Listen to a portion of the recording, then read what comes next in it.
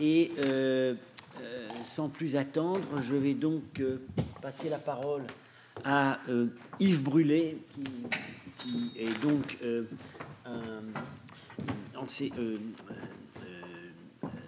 maître de conférence à l'école pratique des hautes études, section des sciences historiques et philologiques. C'est, disons, principalement un historien du Second Empire. Il a fait sa thèse sur le Quai d'Orsay sous le Second Empire, et son enseignement porte sur l'histoire de la diplomatie et des relations internationales au XIXe siècle. Il va donc nous parler évoquer la figure d'Abel Lefranc, ce que j'attends avec beaucoup de curiosité, car nous n'ignorons pas qu'Abel Lefranc a été quelque peu malmené dans cette maison.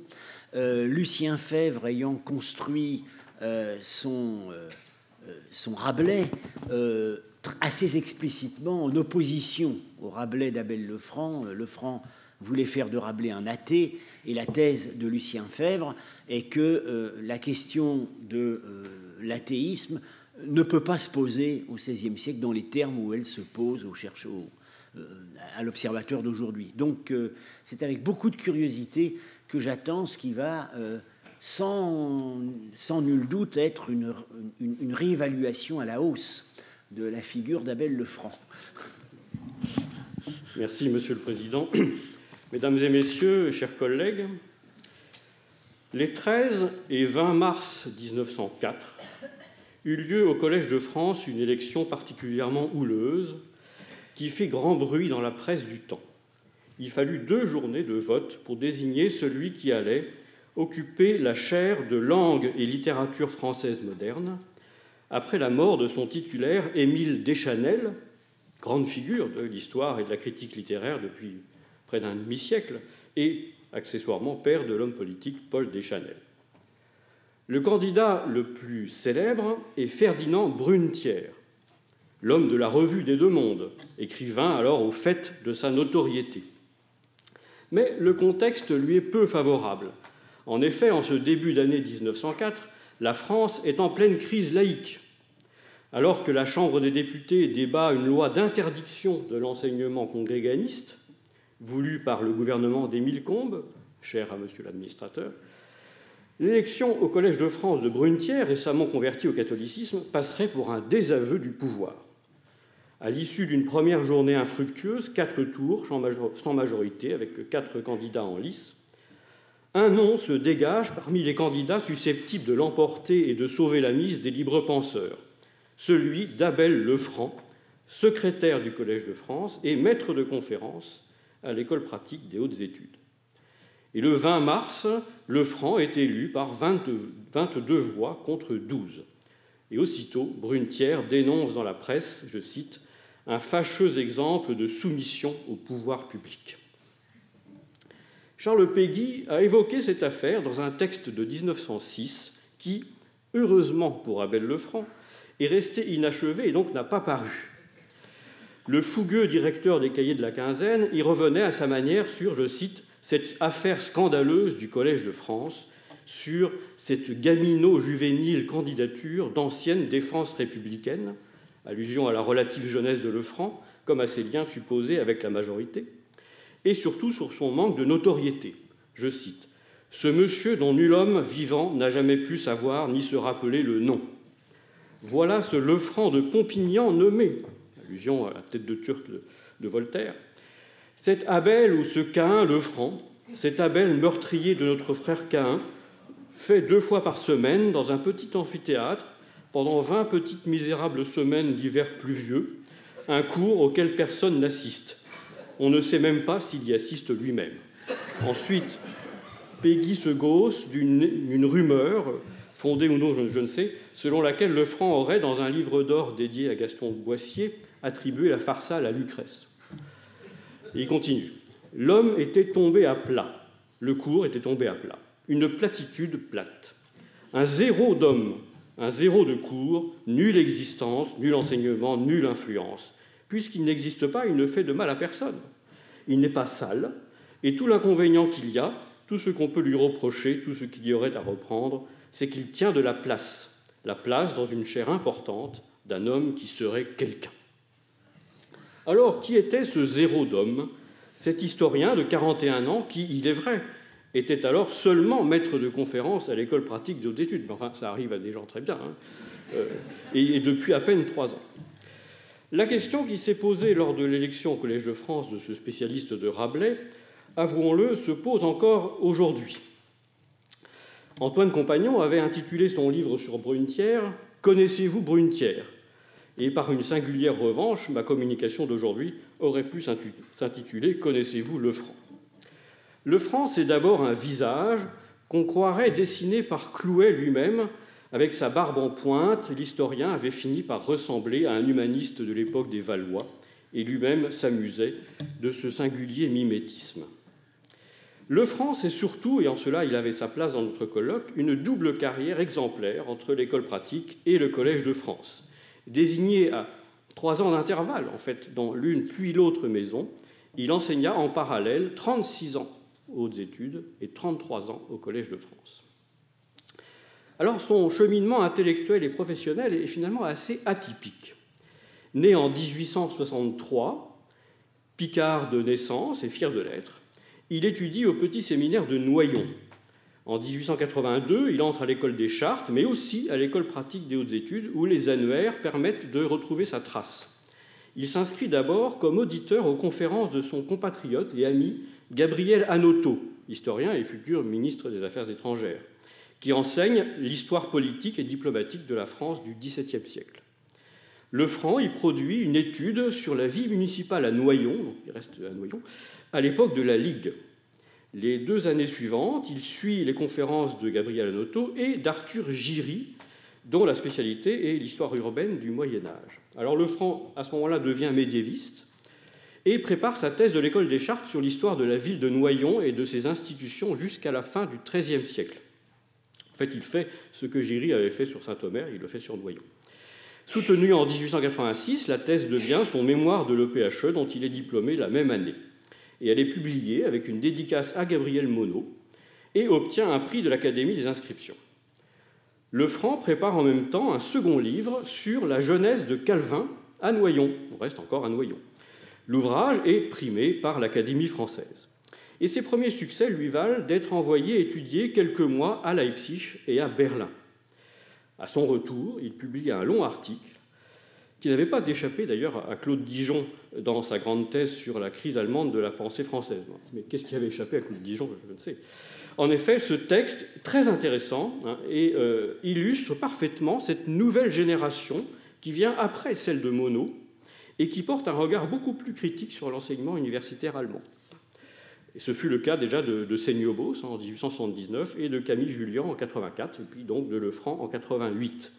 Alors dans son rapport, même les fameux séminaires historiques sont jugés insuffisants, mais ce sont surtout les cours magistraux qui sont dénoncés pour leur nationalisme exacerbé. Cours superficiels, triviaux, dépourvus de nuances, avec force plaisanteries lourdes, toujours hostiles à la France et à la civilisation latine. L'infatuation prussienne affaiblit la méthode scientifique et impose un embrigadement quasi militaire dans un nationalisme quasi religieux. Et Lefranc conclut « On se demande ce qui sortira d'un pareil mouvement ». Brillant archiviste paléographe, affecté aux archives nationales, il se consacre désormais à un projet que Ernest Renan lui-même lui a suggéré. Lefranc, qui suivait les cours de Renan au Collège de France depuis 1884, lui avait envoyé son livre sur Calvin. Renan invita Lefranc, ils parlèrent de Calvin, puis des humanistes français, et le maître dit aux disciples « Vous êtes archiviste aux Archives nationales, vous devriez bien étudier les origines de notre antique institution, c'est-à-dire le Collège de France, et même essayer de retrouver la charte de fondation de François Ier en 1530. » Lefranc s'empare du sujet et, de fil en aiguille, écrit l'histoire du Collège de France depuis ses origines jusqu'à la fin du Premier Empire, paru en 1893 et qui fera longtemps autorité. Alors logiquement, dans ce livre, le XVIe siècle occupe de loin la plus grande partie. Mais cette publication est importante parce qu'elle permet à Lefranc d'être recruté comme secrétaire du Collège de France. Cette fonction administrative, qu'il occupera jusqu'à son élection comme professeur, lui laissait encore assez de loisirs, heureux temps, pour mener ses propres recherches. Et c'est alors qu'il fit sans doute la principale découverte de sa carrière. Un après-midi de congé, il se rendit à la Bibliothèque nationale. Jusque-là, ça va.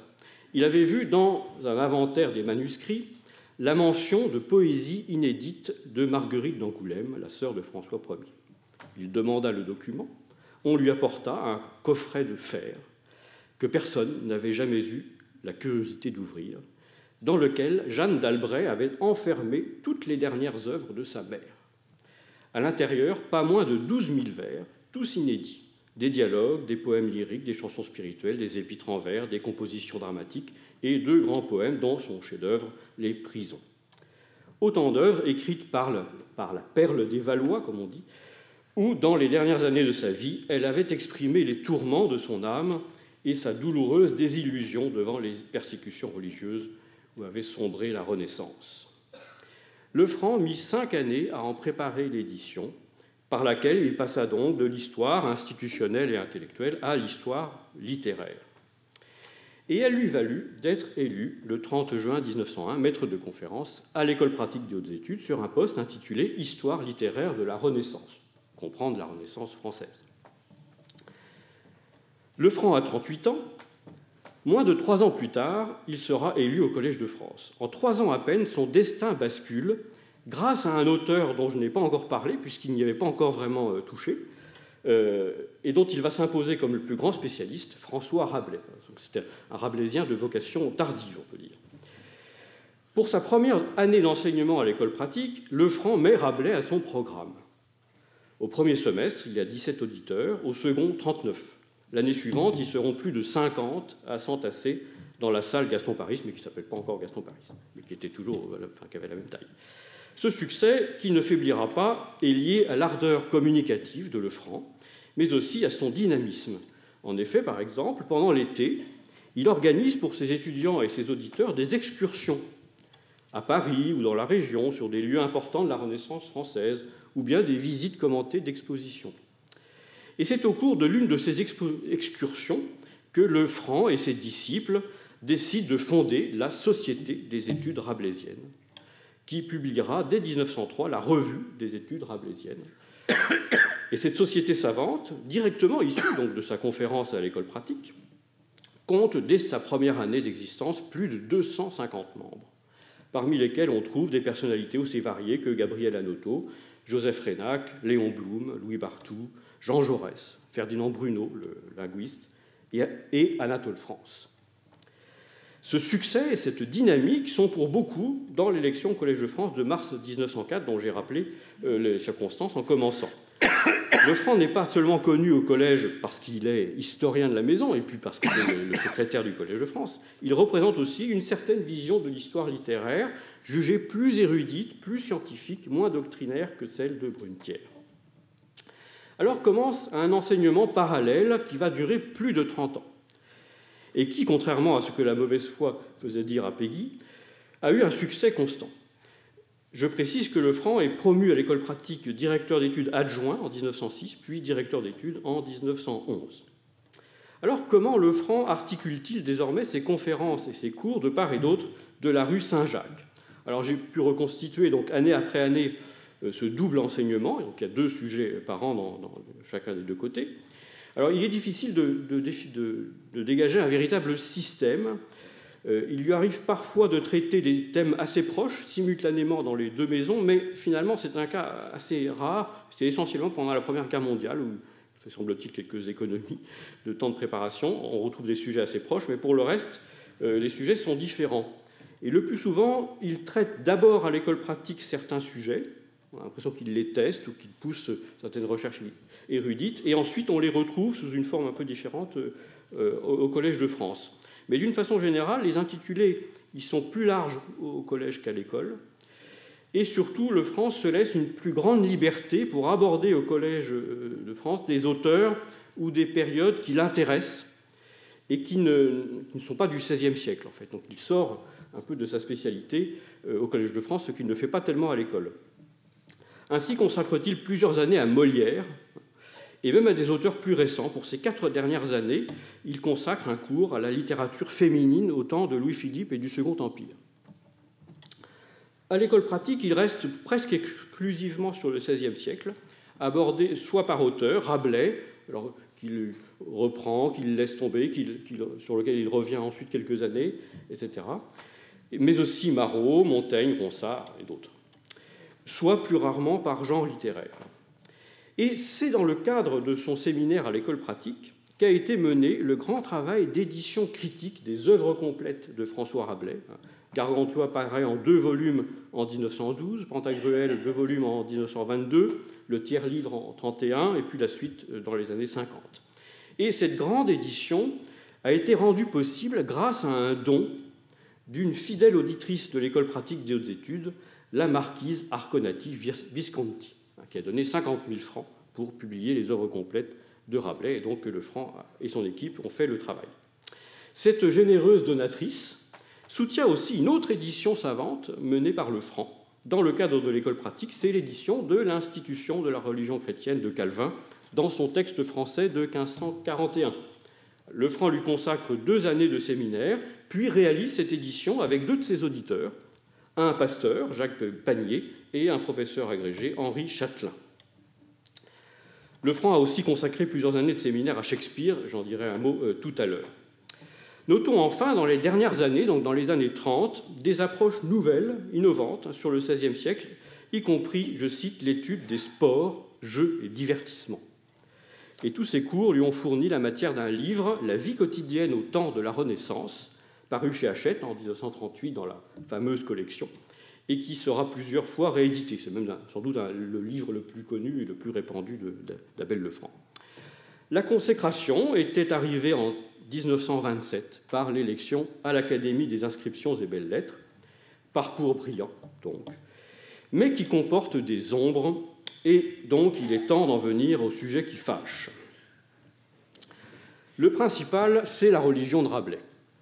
En 1922 paraissent les 2 volumes du Pantagruel dans l'édition dont j'ai parlé. Dans son introduction, Lefranc place un chapitre intitulé « La pensée secrète de Rabelais », où il estime que Rabelais, allant au-delà des réformateurs desquels il avait d'abord rapproché, niait le surnaturel au profit des seules lumières de l'expérience et de la raison, avait cessé d'être chrétien et était athée. En lisant cette préface, vous l'avez rappelé, Monsieur le Président, Lucien Febvre a un choc fondateur qui aboutira donc à la rédaction de son grand livre « Le problème de l'incroyance au XVIe siècle, la religion de Rabelais », qui paraîtra 20 ans plus tard, en 1942. Mais Lucien Febvre n'est pas le seul à avoir critiqué la position d'Abel Lefranc. Son collègue de l'école pratique et du Collège de France, Étienne Gilson, l'avait fait avant lui, en fait, 10 ans avant lui, dans un article intitulé « Rabelais franciscain », qui doit dater de 1931, où Gilson corrigeait une longue série d'erreurs d'analyse que son collègue Lefranc avait commises, faute de connaître suffisamment la culture scolastique et liturgique qui était celle de Rabelais, en fait.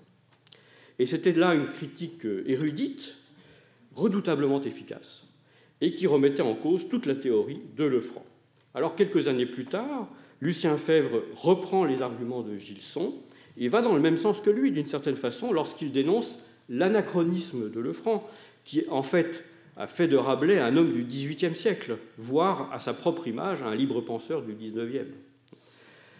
Lucien Febvre détruit, et je dois dire avec beaucoup moins de charité que Gilson, la thèse de l'athéisme de Rabelais et montre au contraire la persistance de son idéal érasmien. Mais il va au-delà, comme vous l'avez dit, et il se demande s'il était simplement possible d'être athée au XVIe siècle. Il en déduit une méthode d'étude de la psychologie collective, du climat moral, indispensable à toute histoire, tout cela est bien connu. Alors, attaqué ainsi par les historiens, Lefranc le fut aussi par les littéraires. Dès qu'il s'est emparé de Rabelais, donc en 1901, Lefranc l'a traité à sa façon, celle d'un historien archiviste, soucieux avant tout de dégager Rabelais de la gangue légendaire qui l'enveloppait, de scruter les archives, les lieux où vivait l'auteur, les personnages et les circonstances qu'il a connues. Un jour, il lit un passage de Gargantua où il y a une description d'un paysage, et il se dit, mais ce paysage existe forcément. Donc il prend le train, il va à Chinon, et puis il arpente tous les environs, et puis à un moment, il dit, c'est le paysage que décrit Rabelais, et donc il est content. Voilà, ça c'est tout à fait Lefranc. Il entend aussi retrouver dans les œuvres littéraires les éléments biographiques de l'auteur et la chronique du temps où il a vécu. La réalité affleure partout dans Rabelais, écrit-il, la trame est toujours visible ou facilement reconnaissable. En fait, Lefranc est persuadé que les écrivains inventent peu et qu'ils transposent dans leurs œuvres ce qu'ils ont connu et vécu, d'où l'importance cruciale accordée à la biographie des écrivains. Mais autour de 1930, à peu près en même temps d'ailleurs que les historiens, cette méthode est attaquée parce qu'elle laisse de côté l'artiste. L'interprétation historique écrase l'interprétation littéraire. Et justement, à la différence de Gustave Lançon, par exemple, Lefranc voit l'œuvre littéraire comme un document où il faut méticuleusement distinguer le vrai du faux, comme un palimpseste qu'il s'agit de déchiffrer, et non d'abord comme une création esthétique. En ce sens, quel contraste entre Abel Lefranc et son successeur au Collège de France, Paul Valéry.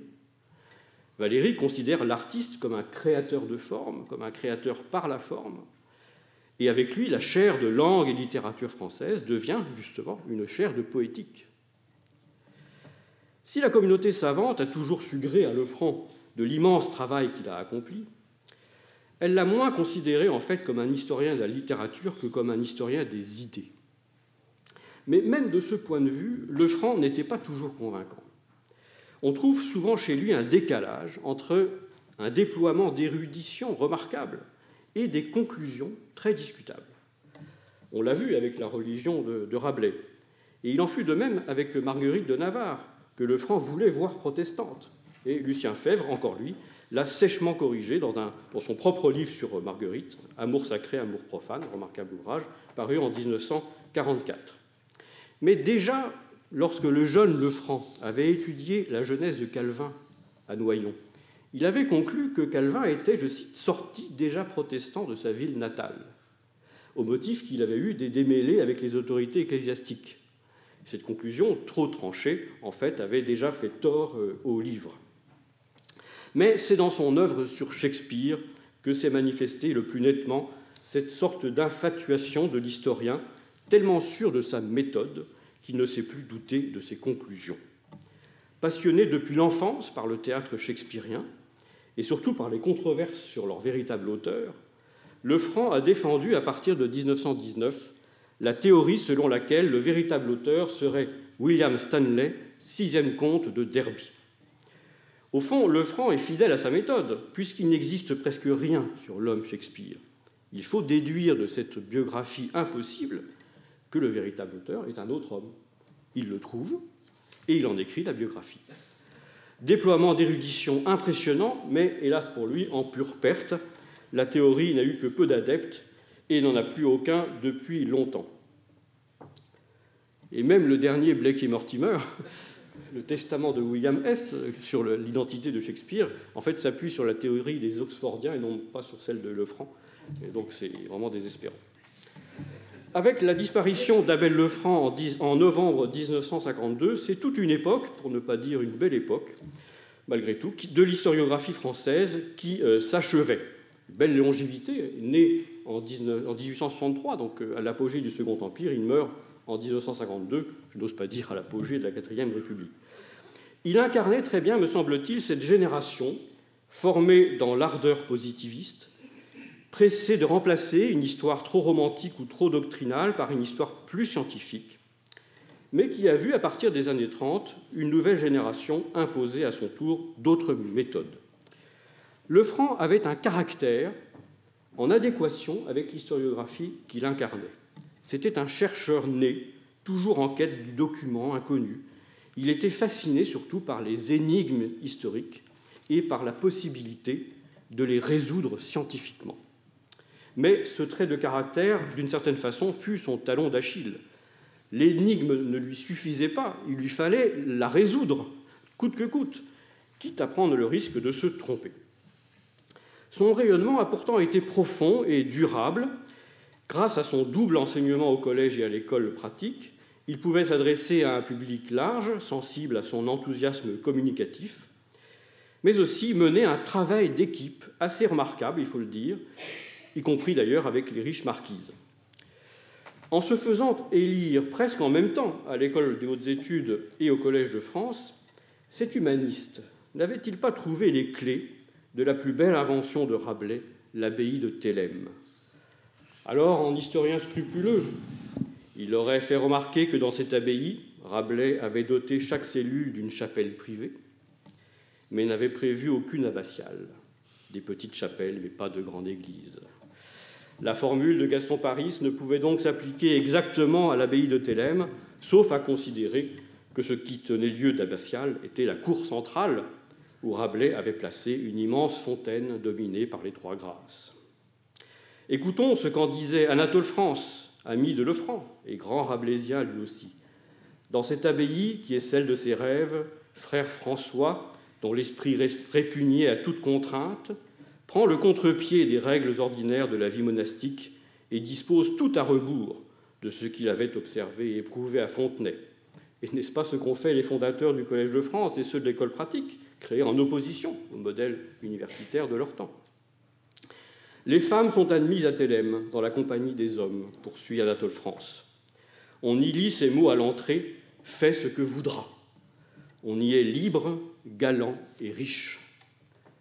Hormis cette référence à la richesse, comment ne pas voir dans l'abbaye de Thélème une figuration de nos institutions, le Collège de France et l'École pratique des hautes études? Et comment nier que, par l'usage qu'il fit de sa liberté, dans la recherche, le choix des sujets, l'énoncé des hypothèses hardies et au risque de s'y perdre, et surtout dans l'usage de la sociabilité au service du savoir, Abel Lefranc fut un parangon des télémites.